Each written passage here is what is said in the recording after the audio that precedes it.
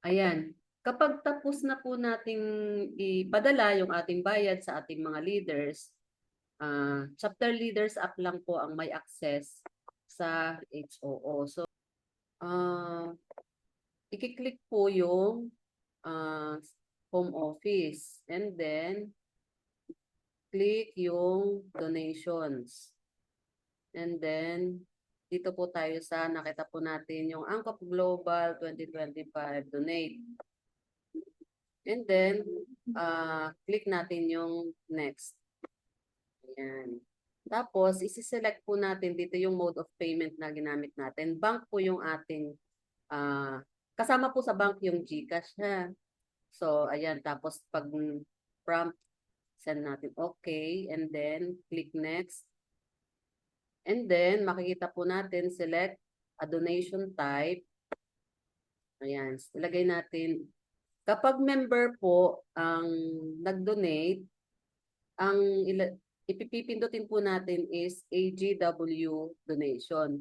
Pero kapag hindi po member ang nag-donate, ang i-click po natin ay donor. Kaya maganda po na kapag nag-remit kayo ng payment, paghiwalayin po ninyo yung para sa donor at para sa registration ng member. So, ngayon po ay i-click ko yung donation, AGW donation kasi ipapasok ko yung registration ng member. Ayan. Then, click next. And then, yan, ganito po yung itsura niya. So, i-click po natin, encode natin ang pangalan o kahit apelyido po nung ating member. So, and then, makikita naman yun, lumalabas na agad yun. So kung tingnan natin kung tama yung amount, so 300 na naman talaga yung aking binayad, so okay na po yun. And then, click add. Tapos lalabas po yung details ng member. Kapag wala pong isa sa mga, kapag wala po ang isa sa mga details, ay hindi po yan tatanggapin. So, then click submit para makita po natin yung, ayan, nakalagay na po dito yung pangalan ng ating member. And then click next. Tapos ganyan na po. Ipaprocess na po ang payment natin. So, then click yung ating agreement sa terms and condition. And then, pay now. Click yung pay now. Pero nakapagbayad na tayo, kaya nandito na yung ating nandito na yung ating receive. Naka-ready na dapat yung proof of payment. Kung deposit slip man yan, dapat meron na kayong picture na na ready to be uploaded, or yung sa GCash, kailangan nandiyan na. Tapos ilalagay po natin yung time of deposit. Makikita po naman natin yan, like dito po sa akin, so, dito po sa akin, ito, makikita po natin yung time of deposit, ayan po sa baba, ayan. So, ilalagay natin yung time of deposit na nandun. 12:33:55 p.m. 12:55 p.m. And then, select po tayo ng ano yung ginamit nating bank account. So, ang ginamit po natin ay GCash. Kaya, yan, GCash. And then, kapag GCash, yan ang lalabas, GBay yan yan ang i-click natin. Kapag naman, ibang bangko, ilalagay nyo kung saan bangko kayo nag-deposit. Tapos, i-click po natin yung, ilalagay po natin yung reference. So, dito po ay 7413-38915.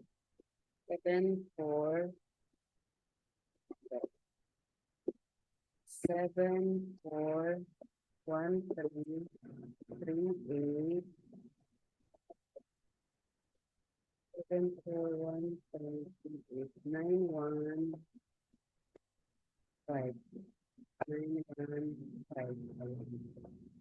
yung amount na deposited, may 300. Okay yan.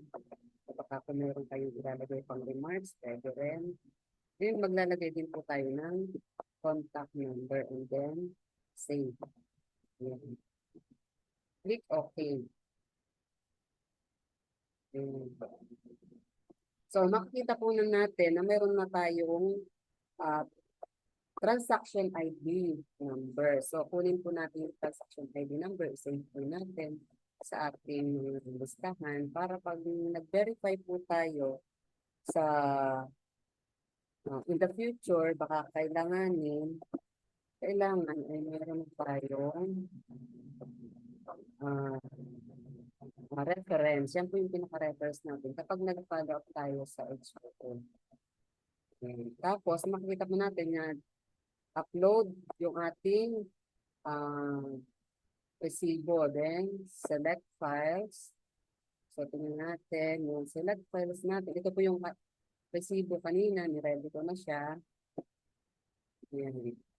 And then, kung ano yung file name, it is advised na yung code na nakuha natin kanina, yun yung ating, ito yung code, yun yung ating ilalagay. And then, ang last name and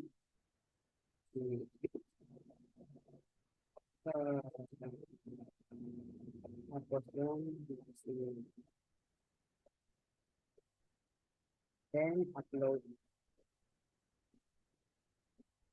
Ayan, complete na po yung uploading na ginawa.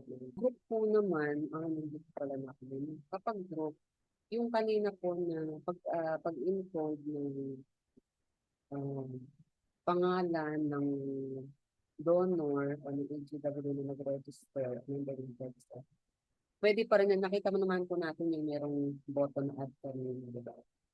Pwede po yung mag-add pa tayo ng iba pang mga members. Kung more than one ang member na i-register po namin or included doon sa bayad.